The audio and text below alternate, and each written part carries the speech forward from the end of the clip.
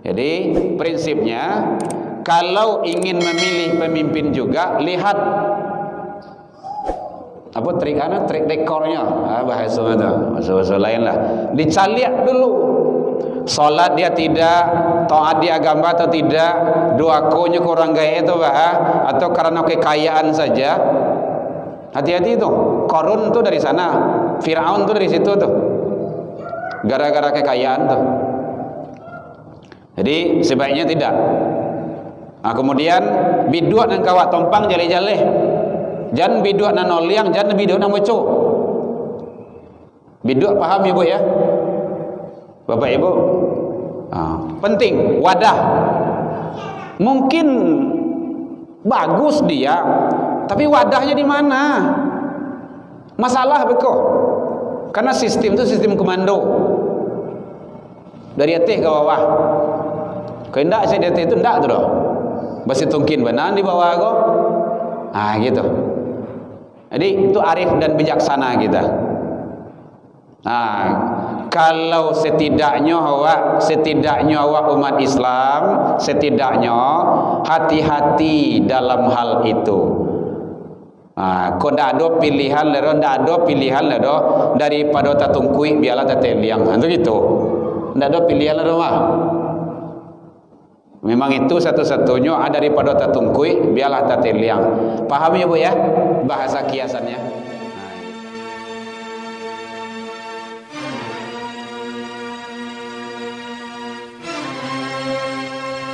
Video ini dimulai. Pastikan kamu sudah mengklik tombol like, subscribe, lonceng, dan serta teman-teman.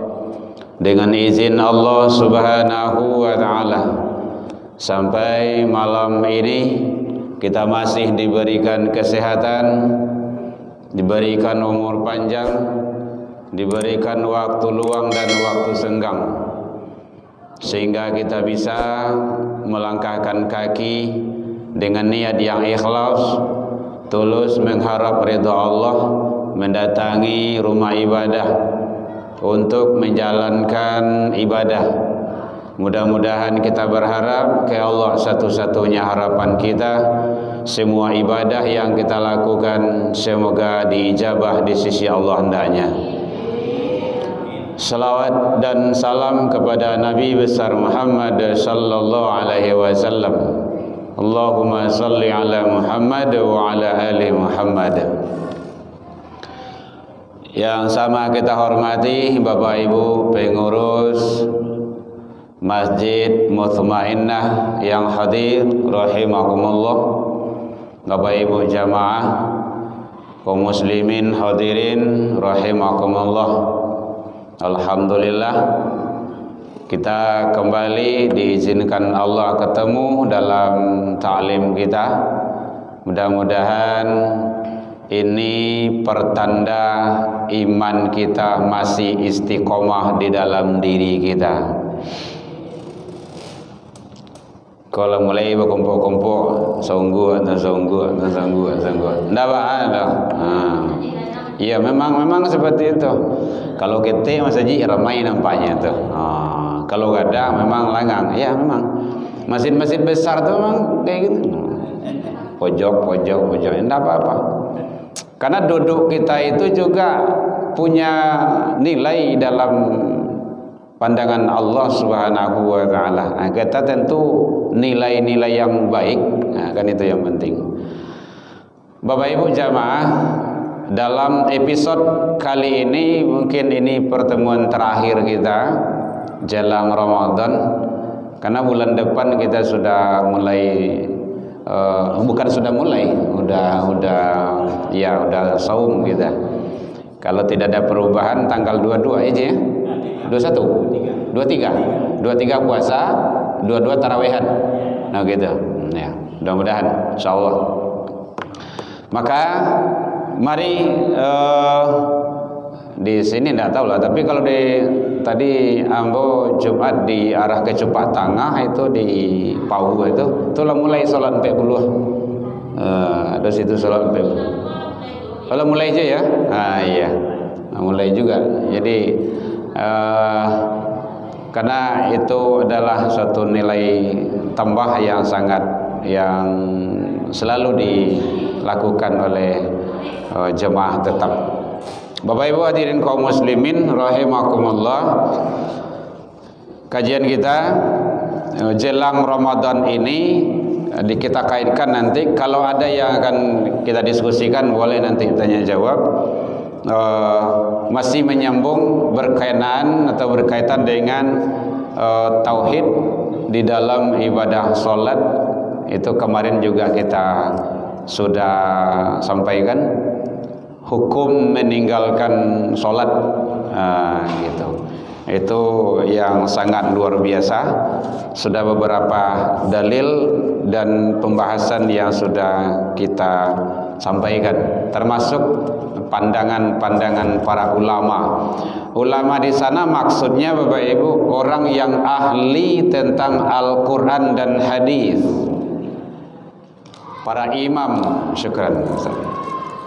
Para imam mazhab yang beliau itu bukan menguasai 1-2 hadis tetapi ribuan hadis. Al-Quran sudah di dalam kepala, bukan di luar kepala ya. Kalau kita kan di luar kepala gitu kan. Sudah dalam kepala dan hafal kitab-kitab hadis yang sahih. Nah, kalau dalam ilmu mustalah hadis yang terkenal itu kan hadisnya yang perawinya kan M. Nabit. Nah, saya masih ingat itu dengan guru dulu menyampaikan M. Nabit singkatannya. M itu Muslim, N itu Nasai, A itu Abu Dawud, B itu Bukhari, I itu Ibnu Majah, T itu Turmizi atau Tarmizi. Nah gitu. Rawahu Ibnu Majah gitu, rawahu Bukhari, rawahu Muslim, nah gitu. Itu hadis-hadis sahih itu. Bapak Ibu hadirin kaum muslimin, tentu kita berpedoman kepada pendapat-pendapat orang yang ahli dengan Al-Quran dan hadis untuk dijadikan hujah. Hujah itu artinya pedoman sebagai sandaran hukum. Hadirin kaum muslimin, kaum rahimakumullah.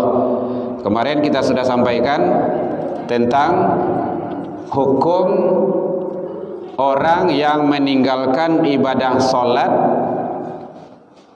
terutama adalah orang yang sengaja dan dia tahu tentang sholat itu, faham dengan sholat tersebut, atau bahkan ada yang meremehkan, atau apa bahasanya itu, menganggap remeh, menganggap entiang, bahasa Jawa namanya itu.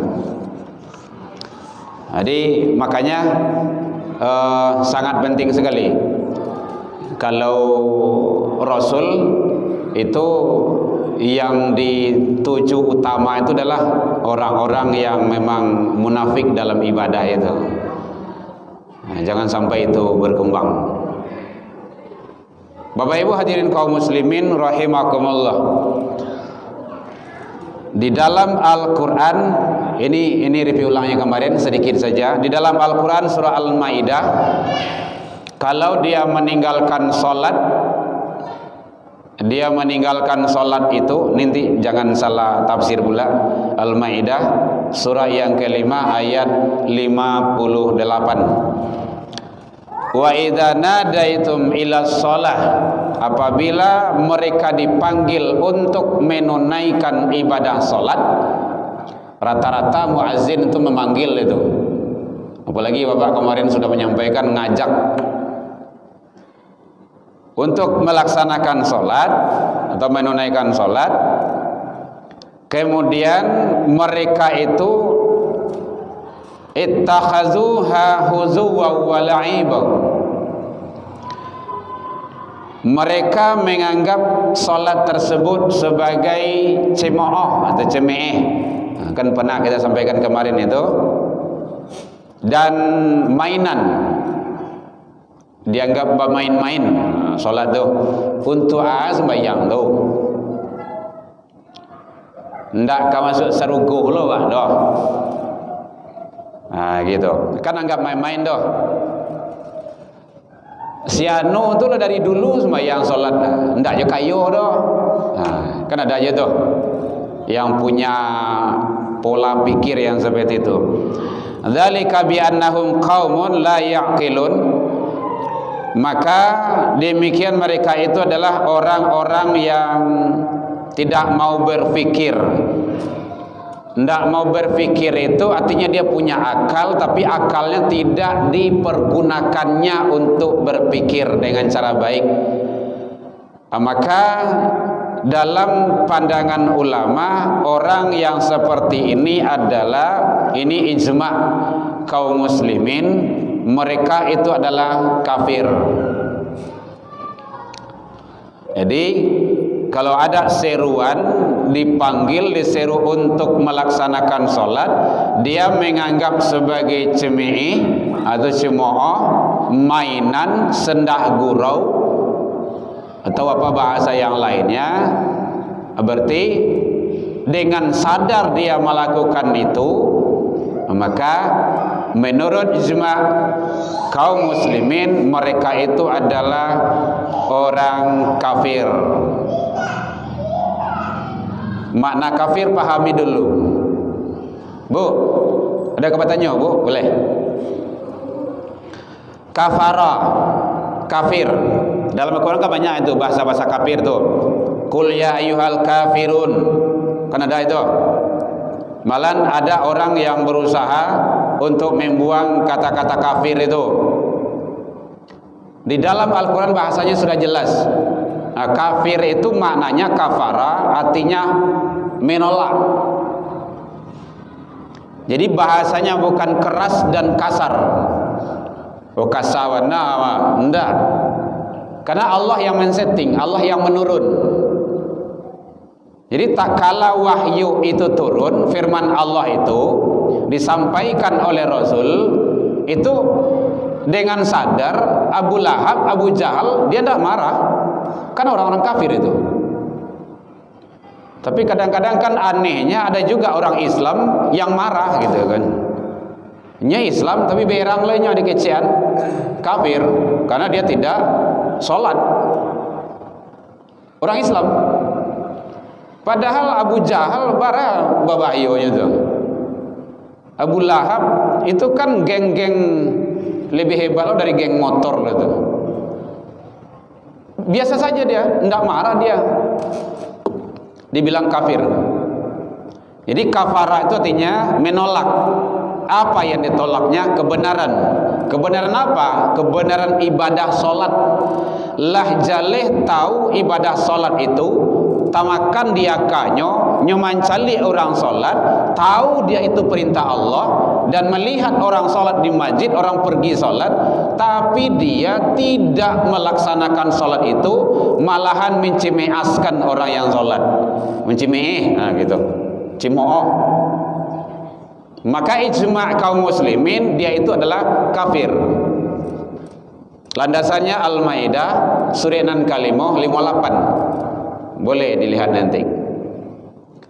Makanya bahasa tadi kan la yaqilun.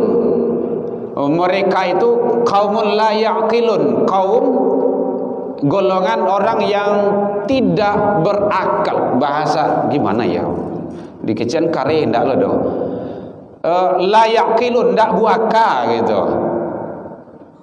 Dikecian ndak buaka, begitu juga balik caranya. Dalang. Oh dalang ya. Iya Pak. Ada kawan nampak petang kau mengecekkan salat kau cukup dalam hati situ.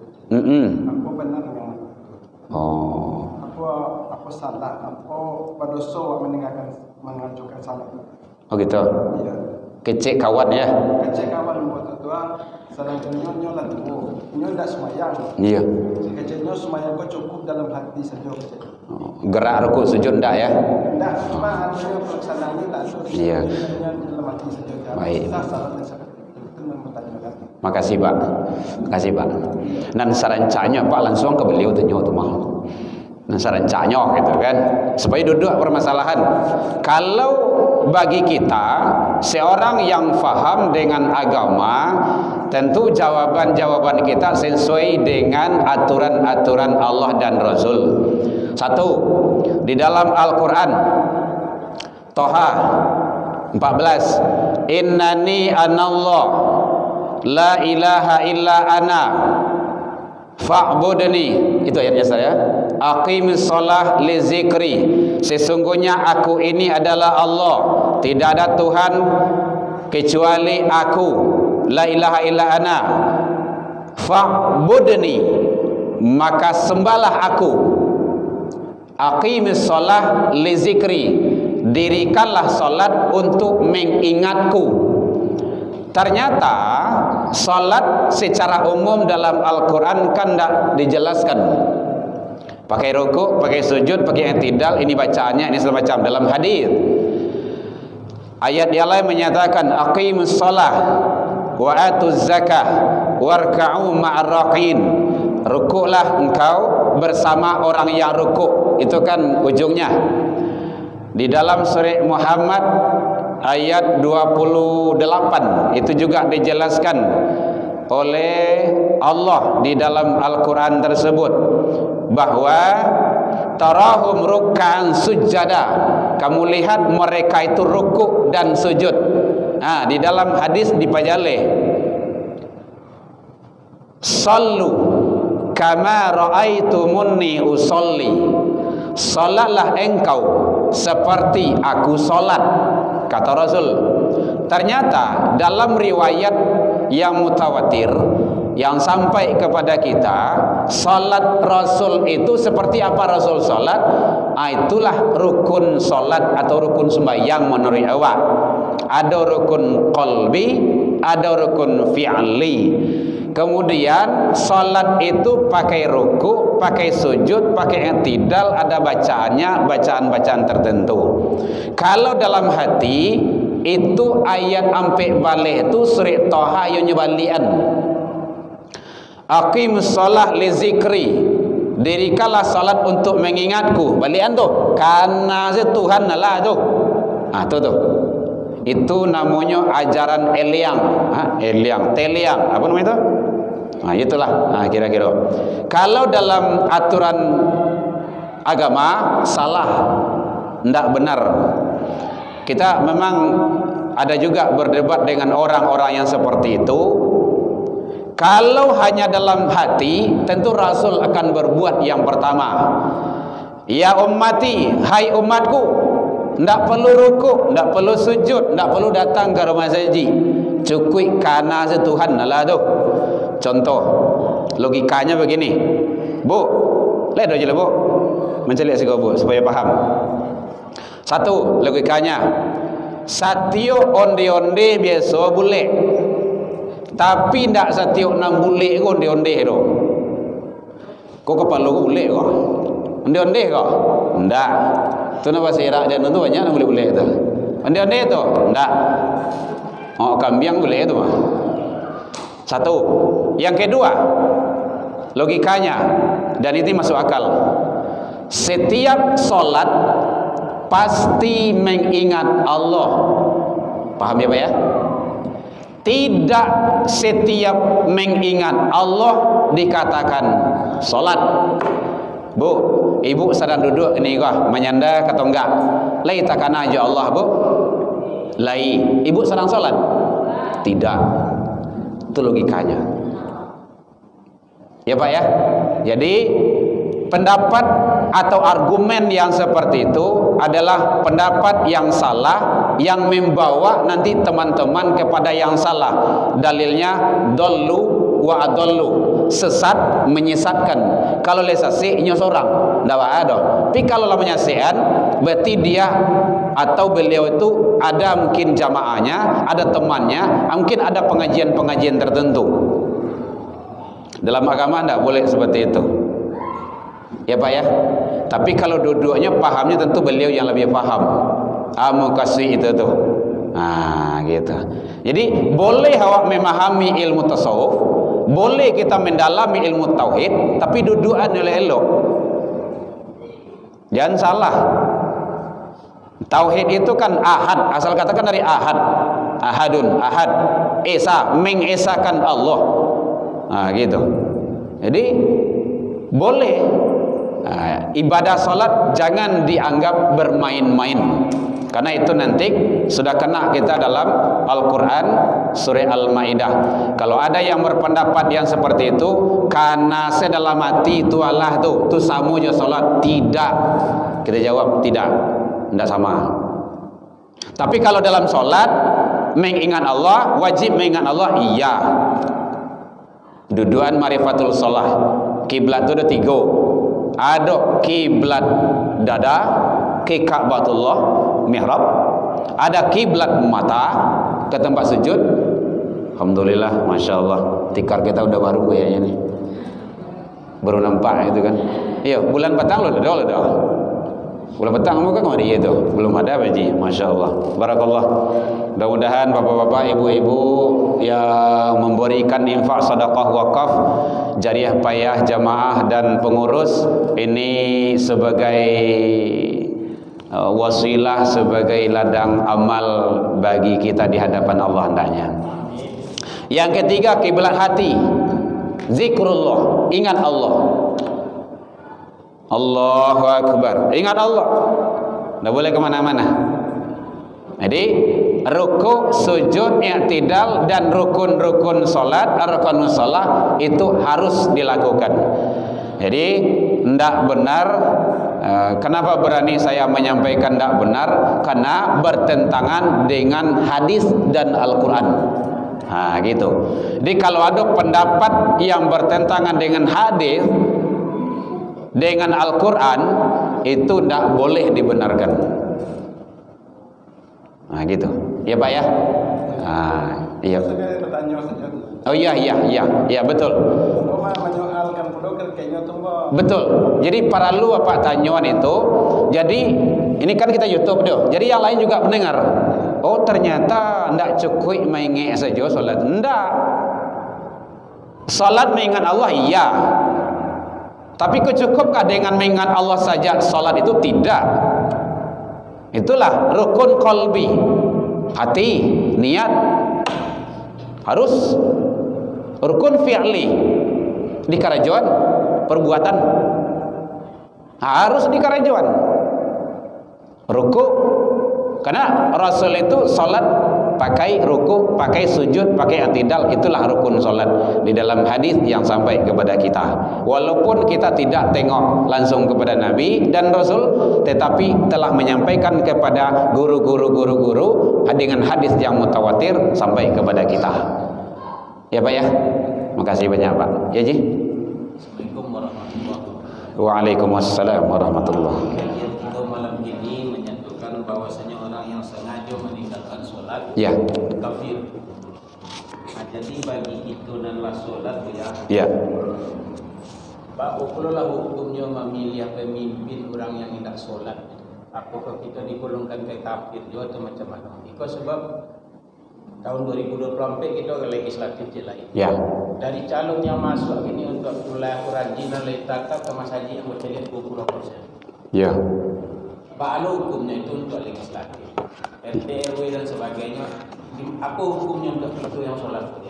Terima kasih. Assalamualaikum warahmatullahi wabarakatuh. Waalaikumsalam warahmatullahi wabarakatuh. Terima kasih banyak Pak Ji. Ini kaitannya dengan kemaslahatan umat. Bapak Ibu hadirin kaum muslimin rahimakumullah. Makanya makasih Pak Ji telah berdialog.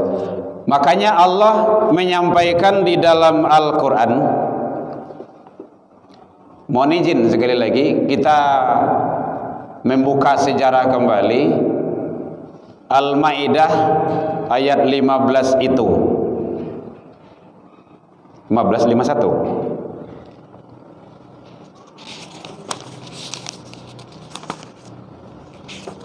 Yang dulu dipermasalahkan.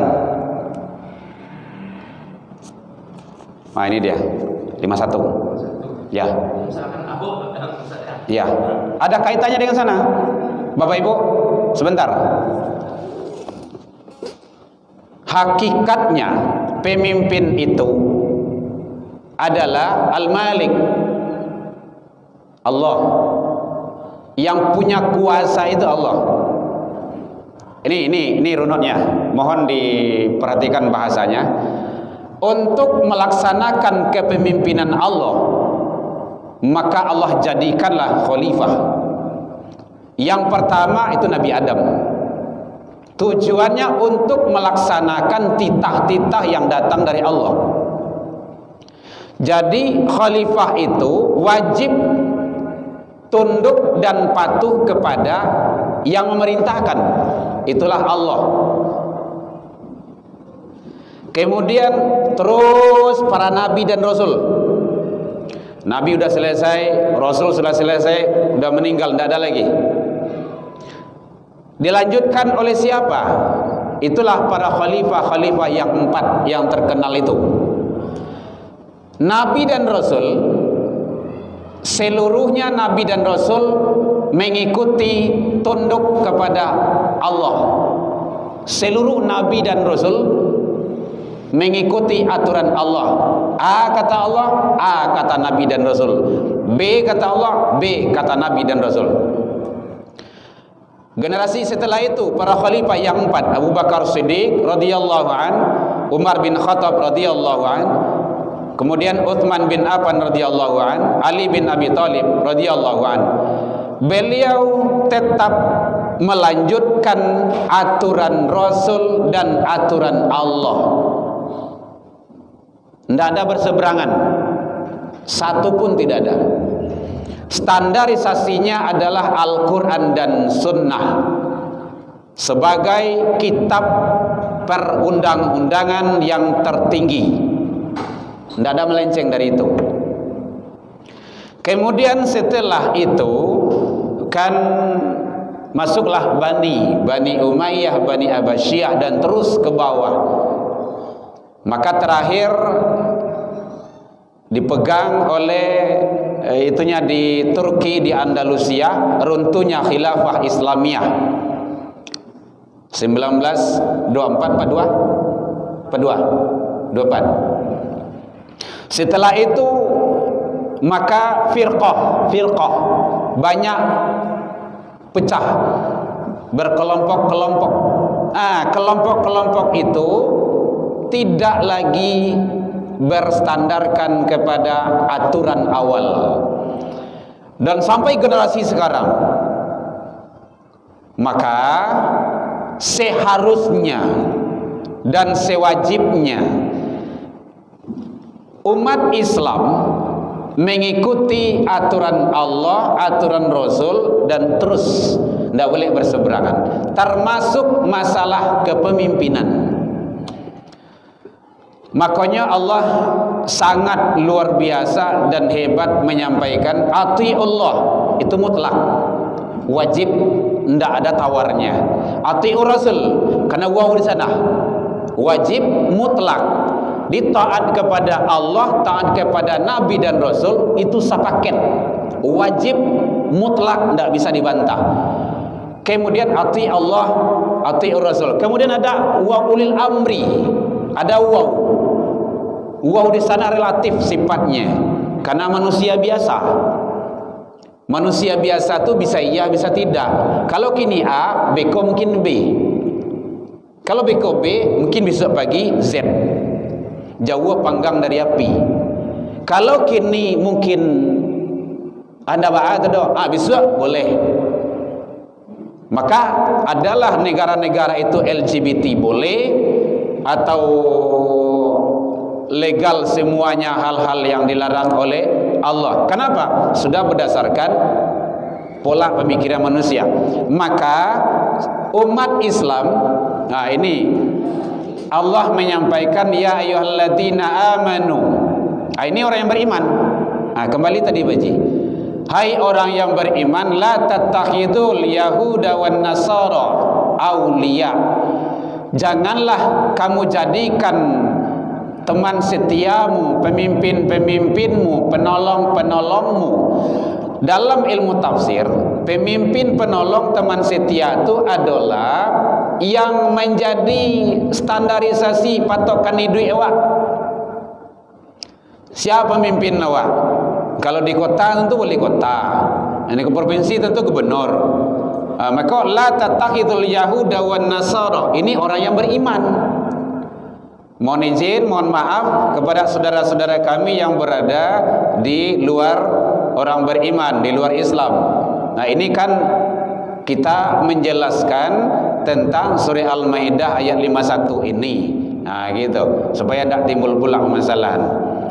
Jadi jangan dijadikan orang Yahudi, orang Nasrani sebagai aulia, wali. Nah, termasuk wali itu wali apa saja? Wali kota, wali nagari, wali nikah, wali kampung, ataupun wali juga bisa pemimpin. Karena dalam ilmu tafsir wali itu banyak pengertiannya. Bisa gubernur, bisa presiden, bisa legislatif, di anggota dewan. La tattakhidhu, jangan. Ini lam di sana kaidahnya larangan, tidak boleh. Ba'duhum awliya ba', karena mereka itu satu sama lain saling tolong menolong. Ndak awak kanya tolong doh. Mereka satu sama lain saling tolong menolong. Satu sama lain ini bisa Yahudi Nasrani, bisa Nasrani Yahudi. Ah gitu. Jadi ternyata kalau itu juga dilakukan, yo satu juga umat Islam mengangkat mereka itu sebagai pemimpinmu, maka la yahdil qaumaz zalimin. Jadi Allah tidak memberi petunjuk kepada orang-orang kaum-kaum yang zalim, berarti zalim. Seharusnya umat Islam tidak boleh menjadikan orang yang kalau memang tahu dia tidak sholat, jangan diangkat dia. Jangan dipilih. Pilihlah orang yang sholat. Karena banyak dalam Al-Maidah itu banyak diuraikan, bukan 51 saja, 51, 52 terus. Banyak itu uraiannya. Boleh dibaca dalam tafsir nanti. Nanti masuk masalah hal-hal apa yang ada dalam hati mereka jauh lebih bahaya ketimbang yang mereka zahirkan. Baca itu. Ambillah membaca tafsirnya. Makanya kita tahu apa yang ada di dalam hati mereka jauh lebih berbahaya ketimbang yang nampak saja. Sedang yang nampak boleh berbahaya aja. Apalagi yang tidak nampak. Makanya carilah di umat Islam yang minoritas habis dibabat. Di yang umat Islam yang mayoritas aman. Karena Islam itu salam, memberikan keselamatan. Umat Islam itu sadar dengan ajarannya. Tidak ada yang diajarkan itu untuk berbuat di luar aturan agama, tidak ada. Kalau ada yang berbuat itu bukan atas nama agama itu. Keteledoran dia itu. Jadi prinsipnya kalau ingin memilih pemimpin juga lihat apa trik rekornya, bahasa lain lah. Dicaliak dulu. Salat dia tidak, taat dia agama atau tidak, doakonya kurang gaya itu atau karena kekayaan saja. Hati-hati itu. Qarun tuh dari sana, Firaun tuh dari situ tuh. Gara-gara kekayaan tuh. Jadi sebaiknya tidak. Nah, kemudian biduat dan kawat tompang jale-jale. Jangan biduat dan noliang, jangan biduat dan moco. Biduat paham Ibu ya? Bapak Ibu, penting wadah. Mungkin bagus dia, tapi wadahnya di mana? Masalah beko. Karena sistem itu sistem komando. Dari atas ke bawah. Kehendak saya dari atas itu enggak tuh. Basi tungkin benar di bawah kok. Gitu. Jadi itu arif dan bijaksana kita. Kalau setidaknya awak umat Islam setidaknya hati-hati dalam hal itu. Kau ndak ada pilihan lero daripada tatungkui biarlah tateliang. Itu gitu. Tidak ada pilihan lah rumah. Memang itu satu-satunya ada daripada tatungkui, biarlah tatiliang.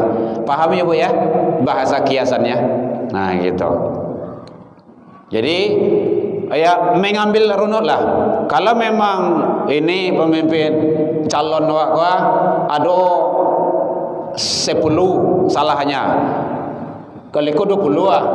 Kalau ikut lah 26 dah ada napati janji sialah ada. Kalau ikut cik je 2 salahnya. Ambil yang cik je 2 tu. Dia taat contohnya kan, banyak prestasinya, dia dekat dengan agama, dia tawaduk dengan ibunya, dia menghormati orang tuanya, dia dekat dengan masyarakat dan rakyat, dia mudah senyum kan. Kalau ikut membumui saya, contoh itulah, aku menepi anu, saya kira jauh ya gitu kan. Aku sama jo kucing anu kan, kucing iya nama itu. Tiba dia pokoknya meong tu lah, harimau tu lah manusia lah gitu kan. Itu tidak usah. Jadi agama itu perlu dipertimbangkan. Bahkan kepemimpinan tu Bapak Ibu, hati-hati awak sebagai pemimpin, masing-masing awak pemimpin kok. Udah azan. 1 menit lagi. Bahkan pemimpin itu tanggung jawab dunia akhirat. Kalau ada pemimpin solat, umatnya tidak solat, nyopat dia saja, itu pemimpinnya bermasalah tuh. Akan dihisap nanti di akhirat. Apalagi Salawi itu Indonesia, tidak seorang berdua tuh. Kalau ada ayah solat, anak tidak solat, ayah bermasalah. Akan dihisap nanti di akhirat. Sama. Pemimpin kayak gitu juga. Jadi bukan mudah. Jadi Bapak Ibu, demikian saja. Mudah-mudahan bermanfaat bagi kita bersama. Dalam episode kali ini, saya atas nama pribadi Herman Tanjung telah bersama dalam kajian keilmuan kita, kajian keagamaan kita di masjid kita. Kalau ada salah dan janggal yang tidak pada tempatnya, mohon dimaaf yang sebesar-besarnya. Lain dimaafkan Bapak Ibu hadirin. Jauh dari itu kita juga sudah saling memaafkan. Mudah-mudahan Allah izinkan kita pada lebaran kita ketemu lagi dalam kajian dan taklim kita. Jadi dalam penyampaian ambo tadi kok kurang lemah manihi, reci bawang dek kurang malu, hiruno pici dek kurang kuni, atau masakan talam biang mata, kita salahkan kepada Allah. Waalaikumsalam warahmatullahi wabarakatuh. Alhamdulillah bi khair. Tafadhal ji. Salah ke Allah kita taubat, salah ke manusia saling maaf memaafkan. Ilal liqa fastabiqul khairat wabillahi taufik wal hidayah. Wassalamualaikum warahmatullahi wabarakatuh.